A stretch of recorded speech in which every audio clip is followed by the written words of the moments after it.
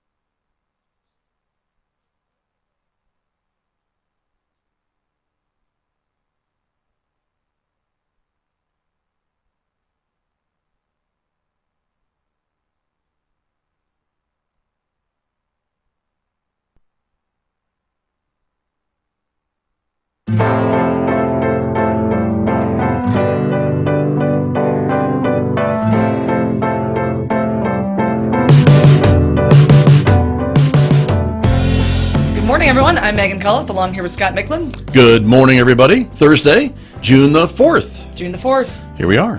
Here we are. Yeah.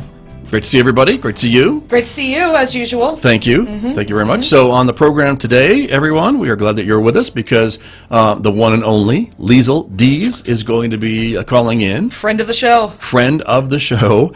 And, of course, she is with San Juan College and the Community Learning Center, and she has a great update about Kids College to share with us this morning. Right, a community staple. Yes. And they are figuring it out. They are figuring it out because there are certainly new rules, new guidelines to have kids together in groups, and so very complex. they have been working on that for weeks, literally. Let me tell you, other places in the state even know about Kids College. Of course they do. Right. It's a Yeah. popular There you go. So capstone. We have Liesl calling in a moment. And then our doctors from San Juan Regional Medical Center, we're going to be playing the interview we did with them yesterday afternoon because of their schedule. Friends of the show. Yes, they have now achieved Friends of the Show status, haven't they? They have. I Yeah. believe Dr. Philpott even said, wow, they didn't train me in radio. Right. And yet, here I am on Here the she radio. is, a regular Guest. Exactly. So Dr. Aaron Philpott and Dr. Brad Greenberg will be joining us later in the program.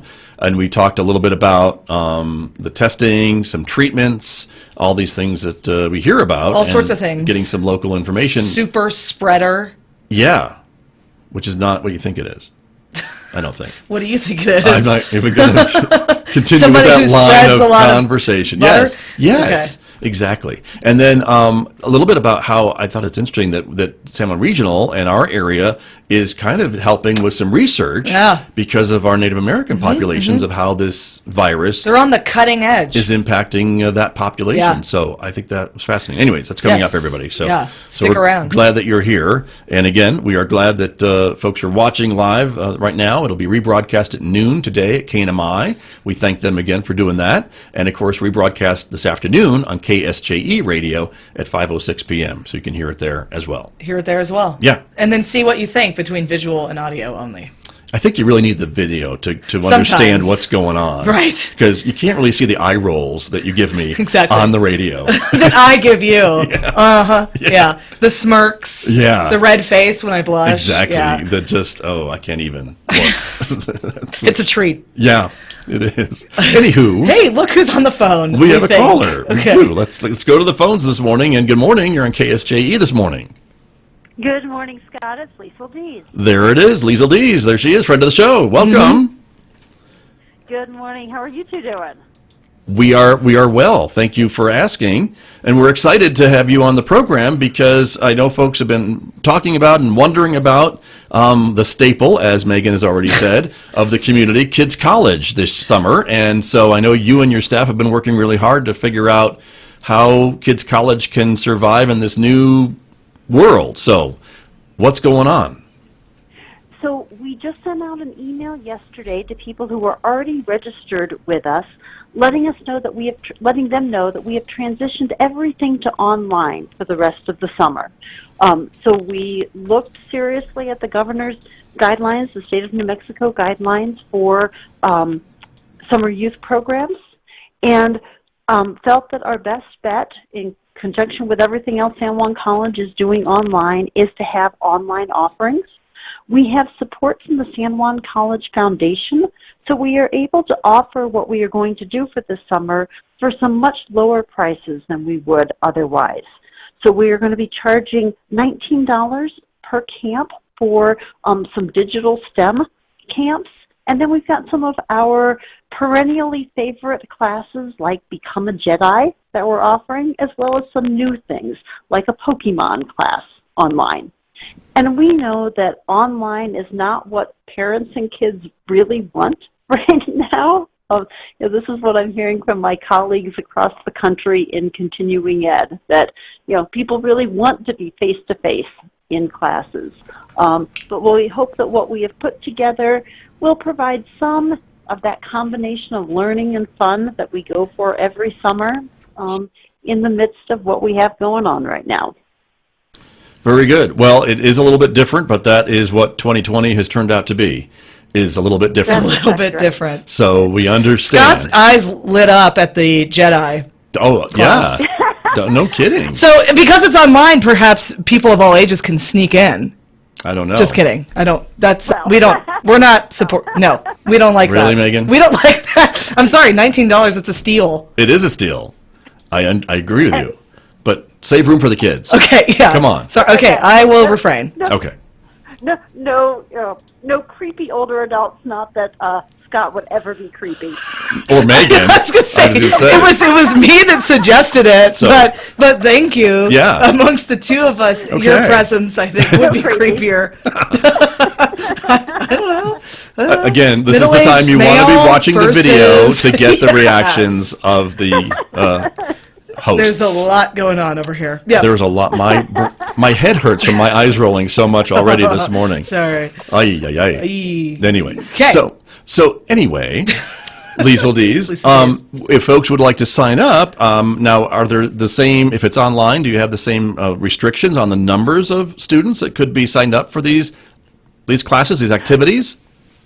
We've set some caps on, kind of based on what I think will be successful in the classroom, but I'm going to keep an eye on those, and if we get more than that, we will look at how we can adjust staffing, and if we can include more than we have already. I estimate, so we expect to have about 15 classes. Right now there are 12 online classes up on our website for our typical kids college kind of classes, which is a long cry from the 170 that we normally do. But if we get close to full on these classes, we'll be serving somewhere around 500 people as opposed to the 1,700 that we normally do. Love, and we know that a lot of our engagement in the summer is people coming back from multiple classes and doing multiple classes every day. And I don't expect to see that because I don't expect to see kids spending 5 hours on the computer in a day.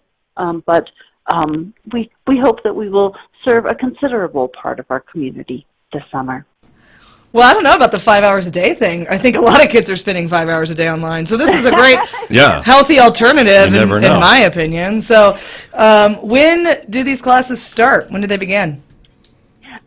Most of them begin on July 6th. We have one class that we don't have on our website yet, and we may not post on the website, but if you want information about this, we'd be happy to give you more. It's a BHP Billiton Youth Camp that we've been doing for maybe 6 years or so, and Elaine Benally from our West Campus has headed this up. BHP Billiton had funded very specific vision for what they wanted in the summer youth camp, and they really wanted to expose kids who may not think about going to college necessarily to programs on the San Juan College campus. Well, it's a little harder this summer, so we've got a virtual camp lined up, and we're going to start for enrollment with that camp of going back to previous campers and their families and connect with those. That is a free camp, and that is going to be June 23rd and 25th. Then everything else will start on July 6th. Very good. So are we taking the kids to the mines in that online camp? No, and we've got just a couple of days of a couple of different careers that we are exposing kids to. And wonderful. Just, a little bit of fun. Right. And I want to give a shout out for another kind of class. And Scott, as we're talking, if you are able to go to sanjuancollege.edu/kidscollege with 2 Ks, right, pull that up on the computer. Maybe I could, but we wouldn't see your lovely face if I do that, Liesl Dees, because we have your picture up. We have right your now. Still shot. You can take me away for a few minutes. Okay. Okay. We'll put up Megan.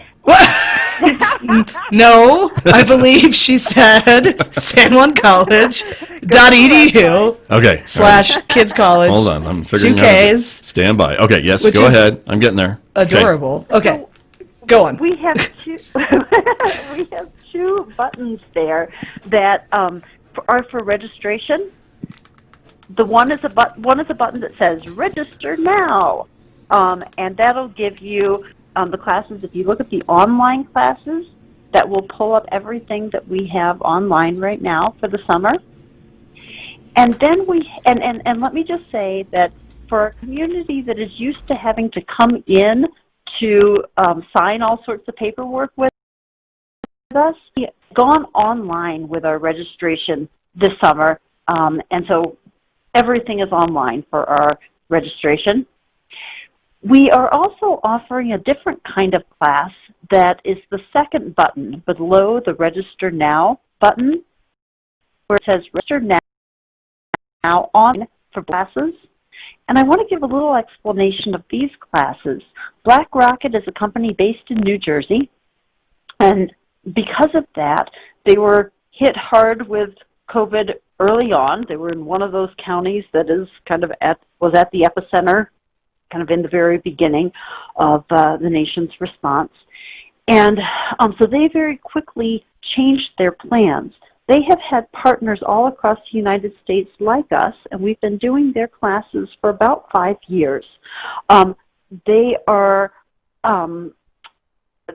cost our community considerably more than what we're often used to paying for classes, because there's a lot of technology behind it, and there's a curriculum that's being used at classes and camps all around the country. They have lots of successful sites and places that you can do classes. Well, they went online with their classes for the summer kind of early on.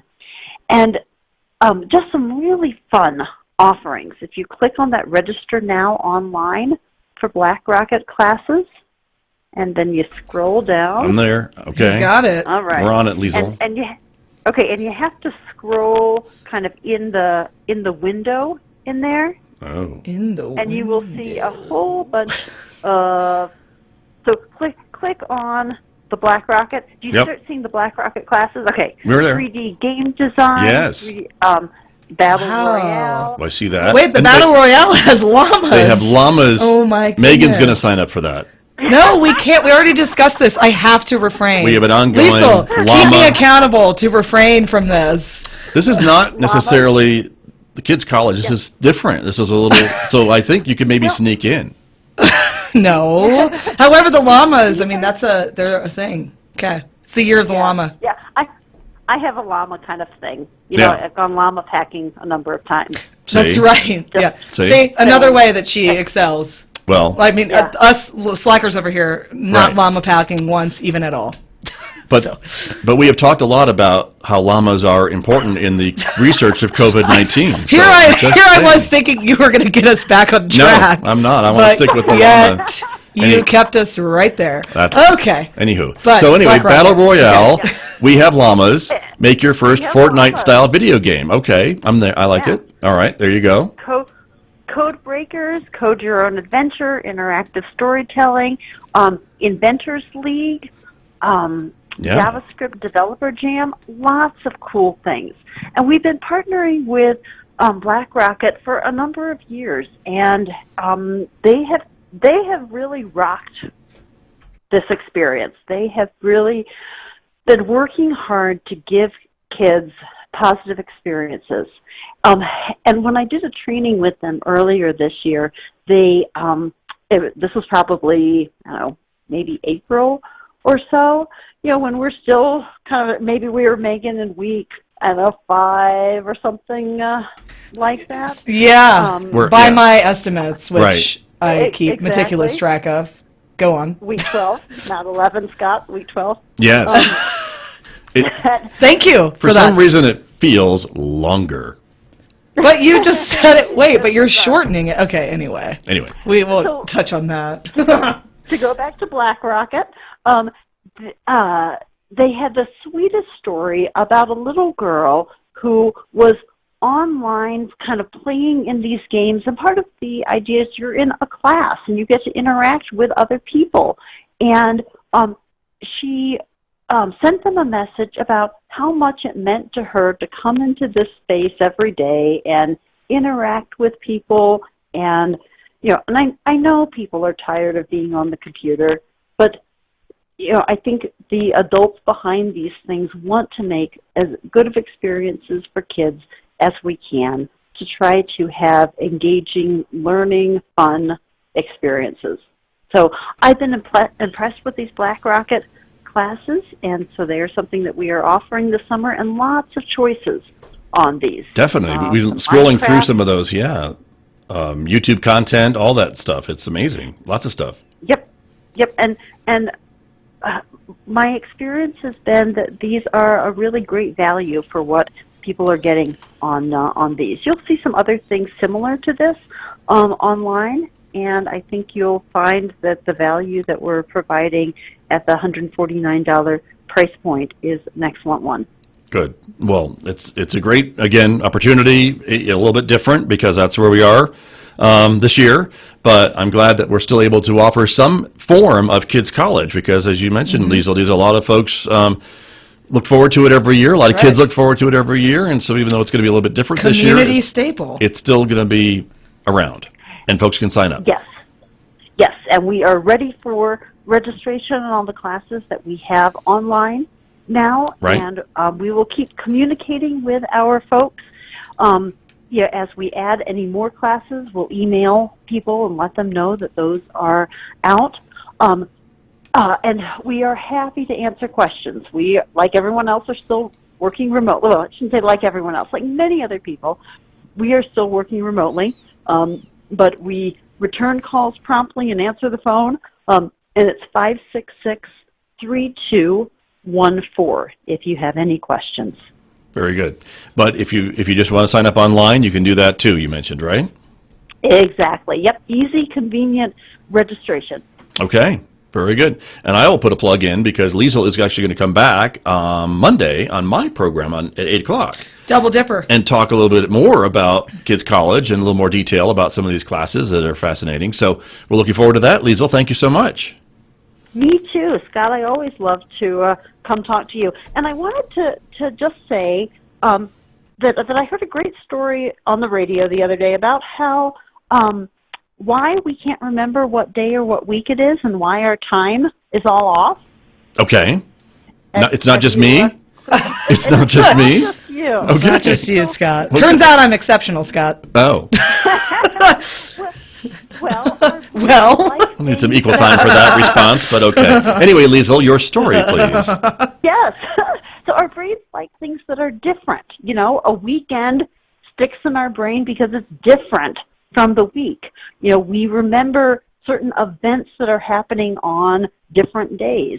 And when every day looks so similar to the previous one, we really do lose that sense of time in our brains. Interesting. So we can help ourselves by kind of making events for ourselves, and maybe, they're low-key kind of things, but Wednesday is my paddleboarding day, or, Saturday I'm going to go hiking every week or something like that. And those experiences help us, to ground ourselves. Or sign up for a class, and then you'll have a whole week of different every day. That makes a lot of sense. Now, maybe Wednesday's your paddleboarding day, Liesl D's. It might be my couch day. And then Thursday would be my chair day. And I'll just find a different seat in front of the TV every day. Would that work, do you think? You tell me how that's working, Scott. I'll let you know. Okay. Yeah. That's good. He's putting on the quarantine 15. Yo, believe me.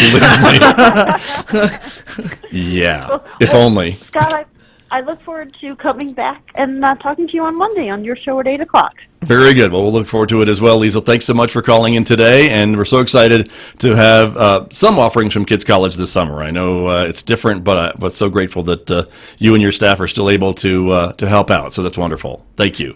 We are too, and we want to say thank you to the San Juan College Foundation for helping make that possible. No kidding. They do a lot for our kids and our students, so wonderful. Thank you so much, Liesl. Stay well. Have a good weekend. All right. It's only Thursday. I know that, but have a good weekend. Okay. Thank you. No show tomorrow. All right. That's right. No show tomorrow. That's true. So anyway, yeah, it's the world Thursday, is rejoicing on that so one. this is the day I sit on the ottoman. Okay, I got it. Yeah, there you go. It's a pretty strong ottoman you got there. COVID-15. Thank you for sharing. Quarantine 15. Oh, pardon me. Yes. Yeah. Okay. Cool. So that's exciting. Diseases. Right. Okay. So we talk to our doctors? Yeah, that's where I was going. You're trying to go to the doctor interview? Yeah. Okay. I was. Let me call that up. Still stuck on Jedi. I know. You really want to sign up for that, don't you? I am a lifelong learner. I believe in community enrichment. I am. Every morning at 9, I am a learner. Right in this room. Mm-hmm. Yeah. Yep. We'll be back after the interview, everybody, but here's some great information from our local doctors from San Juan Regional Medical Center. Good morning. So we are now joined by Dr. Aaron Philpott and Dr. Brad Greenberg. Again, some of our favorite docs. Right. I think they've reached friend of the show status. Yeah. Because they've been on the show so often. We're going to call him friend of the show. Yes. Hopefully it's reciprocal. Welcome, both of you. Thank you so much. Thanks for being with us. I think as a doctor, I'd be on a radio show with any regularity. But right. Yeah. Well, we appreciate you doing this, and hopefully you're doing it voluntarily, so that's all good. Yeah. They didn't have that class in med school? They did not. No, apparently not. So first of all, I think we need to ask, is there like a weekly llama update that we should be aware of? Oh. I was actually just thinking about how last week we spent a good time talking about llamas, and then Dr. Philpott and I afterwards were talking about what we would name our radio show, and we decided the 2020 Alpacalypse would be really good. Oh, see? There you go. This is why we have you guys on. Right. See? That is we like that. So clever. That's right. I love it. We might just start calling this show that because we're getting a little loopy 48 shows in. That could do it. That's right. Okay. Okay, cool. So, Dr. Philpott, we briefly discussed this concept of super spreaders, so go for it. We'd love to hear more about this concept. Yeah, so there's been some new studies, one which is in preprint still, which just means it hasn't been fully peer-reviewed by all the experts and kind of vetted for its validity and appropriate statistical methods, et cetera. But it was published in Epidemiology. And these authors bring up a very interesting point, and it's the super spreading concept. So we've all now heard about the R0 or the R effective rate. And with coronavirus or SARS-CoV-2, it's thought to be around 2.3 or so, or between 2 and 3. But we've all heard different numbers. Early in the epidemic, we were hearing much higher numbers. And then, now we're seeing much lower numbers. Our effective is going down in San Juan County, thankfully. But it's still, you have to achieve a number less than 1 to control the epidemic. So anything above 1 still means that there is virus or the disease spreading in the community. So I think this idea of super spreading can explain this variability, like this very high R effective rate of 5 that we saw earlier in the epidemic. So I'm going to try and explain it in a way that makes sense. So the super spreading concept was seen in MERS, and where they were having this explosive, like intermittent explosive outbreaks where you'd have a single infection that would result in many, many infections. And it was also seen in SARS-CoV-1, the 2002-2003 coronavirus. And we're seeing that it's probably happening to a lesser degree with COVID-19. And essentially the idea is, instead of, as we imagine the R naught, you have a single person infected that can affect 2 to 3 other people. So you can kind of build a pyramid. One person infected, then you get 2 or 3 infected, and those 2 or 3 then infect 2 or 3 more, and you can imagine how that would build. And this is all in the absence of interventions like wearing masks and social distancing, et cetera. So they're actually finding, and this is where the super spreading comes in, is you have a smaller number of people that are infecting many people, and then some people who aren't infecting anyone at all. So the numbers vary a little bit from country to country, but this study that I mentioned was done in Hong Kong, has found that perhaps there's about 20% of people that are causing 80% of the spread. So a small number of people are causing most of the spread. And I think good examples to highlight this and just to conceptualize it a little bit are like our skilled nursing facilities in our community. There was, these clusters of cases. There was a church near Kayenta that we had a number of cases from. And then it's, all over the country, the Coral Group in Washington, so that a single case can cause much of the spread. And that is obviously pertinent because I think that that is actually a positive thing in that we can target our public health interventions to sort of these areas and reduce spread more effectively and efficiently with a smaller number of public health workers and interventions. And that could potentially control it. This could also, it gets pretty complicated, but this could affect herd immunity too, and that you might need a smaller number to achieve herd immunity if a smaller number of people are largely contributing to the spread of the virus. And the Hong Kong study, one other piece that was interesting was that they to do your contact tracing, you want to contact the person early on, so very early in their course, and see who they had contact with, and then contact them so everybody gets efficiently into quarantine before they spread the virus. Well, with SARS-CoV-1, the viral shedding happened probably a little bit later, with people were most contagious later in their course, so it had already spread. With SARS-CoV-2, we're most contagious earlier in our course. So actually, even though they were a little bit delayed contacting all these people in Hong Kong, it was still effective to have them isolate. So I think it's a little bit of a silver lining, the super spreading concept, because we can potentially get it under better control with less effort. That is crazy. I feel like I'm getting, okay. I know, I'm getting nerding out over here. But so I heard two things though. So one was there are individuals that are super spreaders, but also that these outbreaks are happening perhaps with clusters of people that are not following like these physical distancing guidelines and this mask wearing. And do we know why certain individuals are super spreaders? For example, are they loud talkers or close talkers or what? Good point. Yeah, and I didn't see anything in this specific article about more. I think that was the thought in MERS, like some individuals just were more infectious for whatever reason, and that may be the case here with these super spreaders. But you're exactly right. It is the situation. So the Coral Group singing and projecting their voice, the call center in, I think it was in Japan, where they were all in a small closed quarter, talking probably pretty loudly on their phones. So it's the duration of contact, the space you're in, and I think the person's activities. Like they looked at a single person who saw like 200 people over the course of 2 days.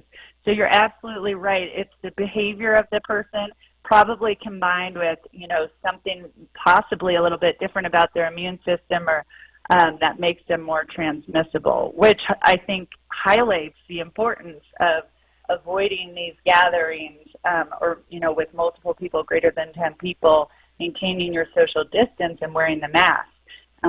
Yeah. Great. And Dr. Greenberg, on that point, I know that you specifically wanted to speak to the continued virulence of the virus as well as people's continued vigilance. Absolutely. I know that there's a lot of things in the news these days, but I think that it's important for everyone to recognize that COVID-19 is not going anywhere. And until we arrive at a safe and effective vaccine, we all need to continue to exercise appropriate kinds of social distancing. But especially, one of the things that seems to really have emerged as a key facet of prevention here is that mask wearing. So I think that to the degree that it's possible, I strongly encourage folks to wear masks in any situation when they're going to be interacting with others, and to maintain adequate social distance of approximately 6 feet.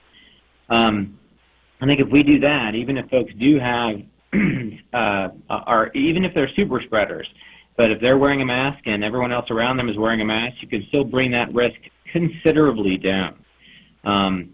So I think, though, that it's those basic things that we need to continue to adhere to as we go forward. And there are other tools and other sort of approaches that are evolving also. So contact tracing and case investigation, which is folks that are professionals looking into who individual contacts have been with, who could be exposed, and how to mitigate those things. Those are all new things that we're trying to put together, and we know that the New Mexico Department of Health is working hard to hire of approximately 150 people, even in just the northwest region of the state. But even as we set into place these structures, it is so important to wear the mask and to maintain adequate social distancing. And the last thing I'd like to say about that is the impact of testing on those decisions. Because I think if you test negative, you're still vulnerable. And if you've had the illness, you're still vulnerable, because we don't know. I mean, there are coronaviruses where you can have transient immune response, and then you can be susceptible to the same virus in a relatively short time frame. So we actually don't know enough about the basic science for COVID-19 to tell whether or not we have lasting immunity after an infection, or if you remain vulnerable to getting another infection. And so I think that even if you test negative, or if you test positive, or if there have been antibody tests that show that you're either positive or negative, those things right now we can't interpret in a meaningful way. And so it shouldn't change individual people's decision about what personal protective equipment they're going to wear and how they're going to behave in public. So wear the mask, maintain the social distancing, keep doing all that good work, and let's continue to bring that effective rate of transmission down even lower. Very good point. And so you had mentioned repeated exposure there, and that's something we haven't touched upon in a while. Like maybe healthcare workers are constantly getting repeated exposure. People who work in congregational settings are getting repeated exposure. Is there any update on that? Yeah, so, go ahead.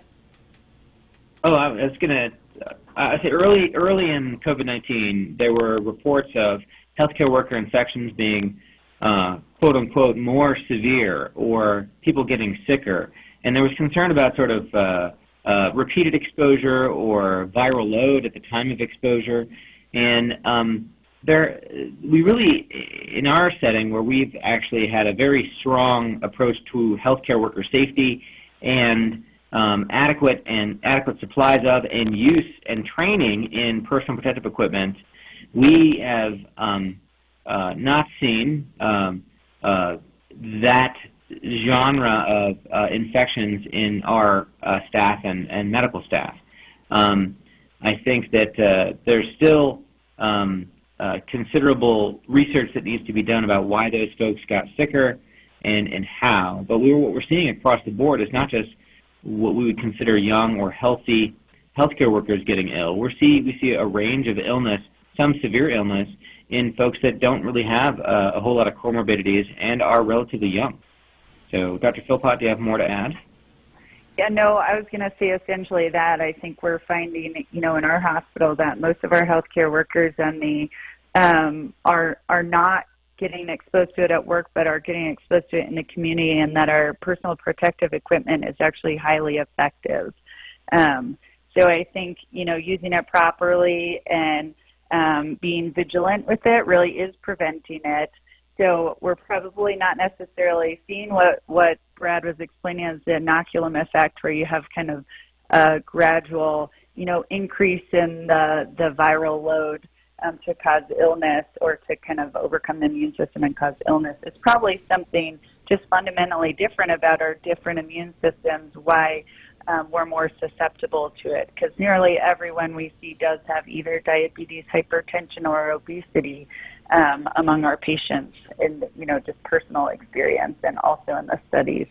Sure. Interesting. Well, thank you both for that. And I wanted to ask a little bit about treatments and if there's any new news about that. We know that this tends to affect the lungs and the respiratory systems and things like that. I thought I may have seen some articles about maybe affecting the blood in patients and things like that. Is there any new information about what we're learning about this virus? Again, because it's just so new, there's so much maybe that we don't know right away, but we are learning day by day, aren't we? And by we, I mean you, both of you? Good question. We are learning nothing over here. Well, I'm trying, but they are learning more than us, I hope. Dr. Philpott? Yeah, so there's still no golden ticket here or panacea. We are definitely starting to use more therapeutics, and the ones we have been fortunate at our hospital to get everything out there that is being studied and is available pretty quickly. So we have currently, convalescent plasma, which we have touched on before with you all, is something that we've used fairly infrequently, given it is, a blood transfusion. There is some requirements for ensuring the patient's blood type matches the available convalescent plasma, so there's some limitations to it. We've used it in the much more ill, so the critically ill patients generally.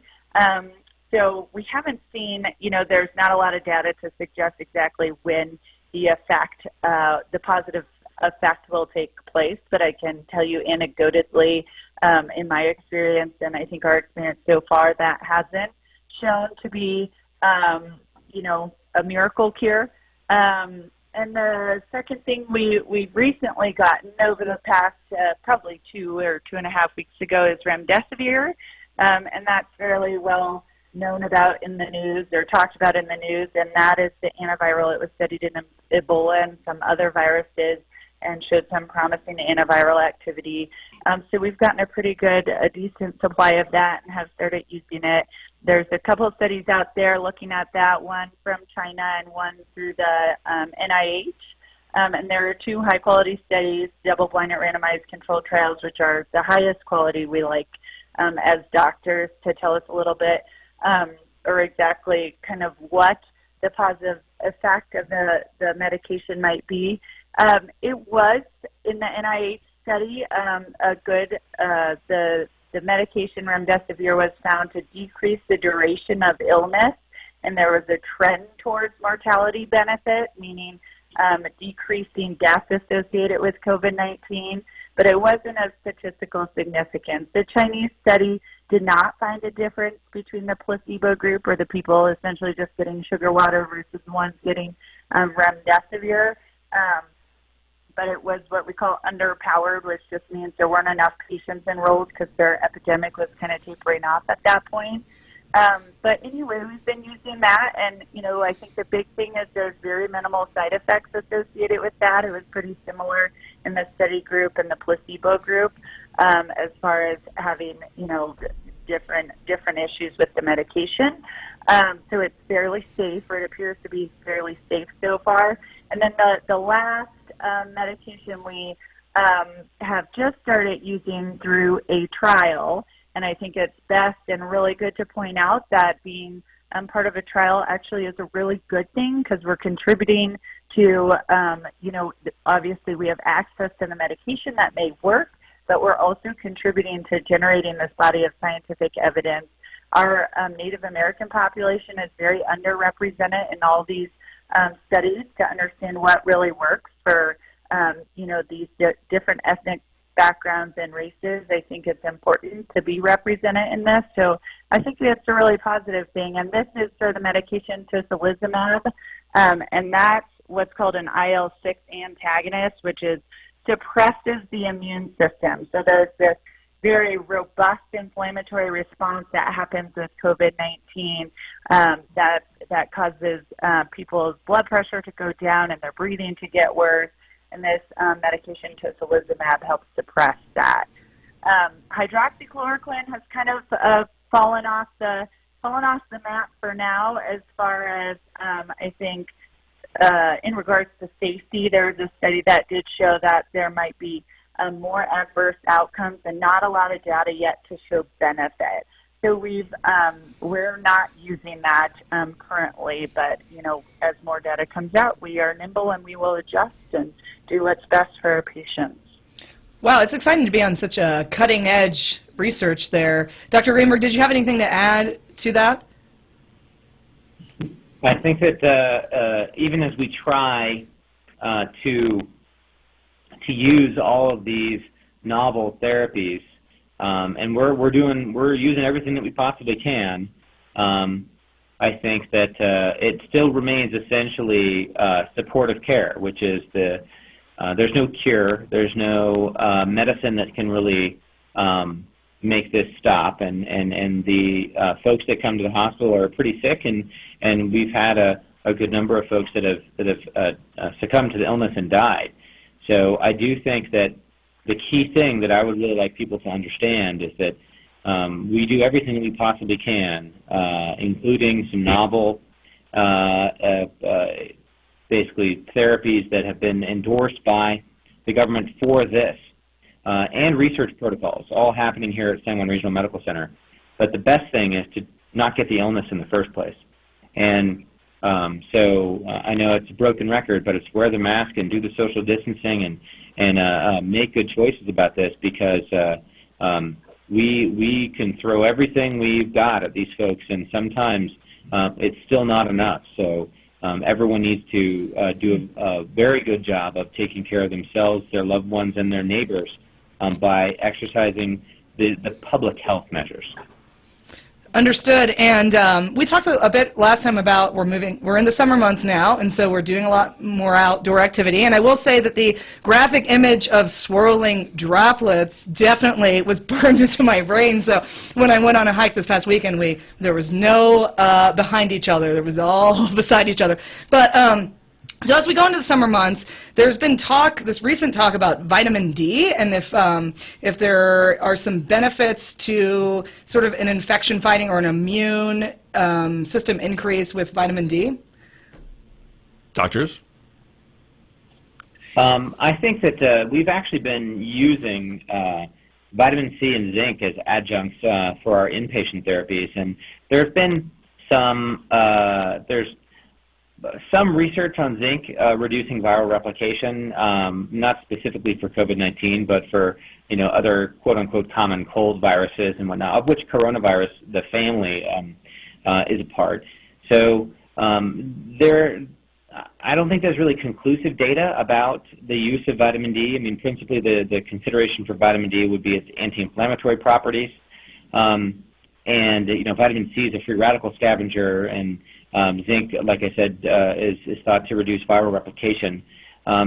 So this sort of falls in the we're trying everything that we can based upon the best research and evidence that's out there, and sometimes based upon expert opinion. But I think that vitamin D is a relatively there's not a lot of downsides to doing it, but there's not necessarily going to have the immediate or drastic clinical effect that we would like to see in any kind of therapy. Dr. Philpott, any other thoughts about the sort of vitamin adjuncts? Yeah, I think, to your question specifically, vitamin D, which maybe you're getting at, the sun, just exposure out in the sunshine and the activation of sun for your vitamin D. And I think, it is, vitamin D has been shown to possibly protect against respiratory viral infections, and having low vitamin D levels may put you at higher risk. So there's so much information in so many different parts of medicine, including like elderly and fall risk. Vitamin D deficiency has been associated with the increased risk of fall, some very unrelated areas. So I think, vitamin D generally is taken in the right amount, is a safe vitamin to take on a daily basis. So I think those things people can do to help protect themselves, even if they do get the virus, to have a less severe course is a good idea. There definitely is some data out there, and we'll probably get more as far as the contribution of vitamin D or vitamin D deficiency in this. Interesting. Well, we certainly have a lot of sunshine here, so we hope that helps for all of us. Definitely. So there you go. Doctors, we are just about out of time, but again, we thank you for your contributions to our program and, of course, for keeping us all healthy and the work that you and your colleagues are doing at San Juan Regional Medical Center. Thank you once again. Of course. Thank you. You are very. Thank you guys for having me. You're very welcome. Thank you so much. That is Dr. Aaron Philpott, Dr. Brad Greenberg from San Juan Regional Medical Center here with us on KSJE. And we're back in the studio to talk about some numbers before we wrap up the show today. Yes. But we always appreciate hearing from the doctors. I mean, lots of good information there. Favorite part of the week. You like that? Yeah, you like that. You think? You kind of, yeah. Oh, well, I love it. I'm like obsessed with it. You do a lot of show prep for this segment. For the doc segment, I do. You do, yeah. So, and I appreciate that because I don't. I should, and I need to. But anyway, we wanted to share the numbers carry the team with everybody because I think it's significant. Again, that San Juan County only had 7 new positive cases yesterday from the State Department of Health, and that's as much as I can remember now in our 12th week. Good. That's the lowest number of a daily case that I think I have seen since like week 1. Yeah. Yeah, I think. But I will maybe do some homework and check. It but seems anyways, like it. So we only had 7 new cases yesterday. Across our state, there were 122. We did have 8 additional deaths, and unfortunately, 3 of those were in San Juan County. So that number is still uncomfortably high. And the recoveries are up by 125. So we're sharing that again from the New Mexico Department of Health. Now, normally on Thursdays, what I mentioned, we would share some of the county numbers. The county has done some graphs with 7-day averages, but they're not updated. They weren't updated today when I checked the website. Right. So we're not going to share those because they're the same as last week. So if you want to see that, go to last week's show. I guess, because that's where they would be. They're not any different. KSJE.com and our local news section. Again, a story that broke yesterday and today, this outbreak at a Durango construction site being reported by the San Juan Basin Health Department. That's the La Plata County Health Department up there. 5 folks at that construction site now have been reported with the COVID positive cases. Only one of those folks lives in La Plata County. The others, I think, are from out of state. So they're concerned about that and tracking that, of course. There's the other local numbers going on. And then, of course, from the Navajo Nation, they're at 5,661 cases and 11 additional deaths reported as of Wednesday. So there's the numbers as we leave you today on the program, everybody. So, great. See you on Monday. We will be back on Monday, and our expected guest scheduled to appear, as they say, San Juan Regional CEO Jeff Bourgeois will be joining us with an update from the hospital side of things and the administration side of things. So we'll look forward to that. Have a very happy and safe next couple of days and weekend, everyone. We'll see you back here on Monday. Bye-bye.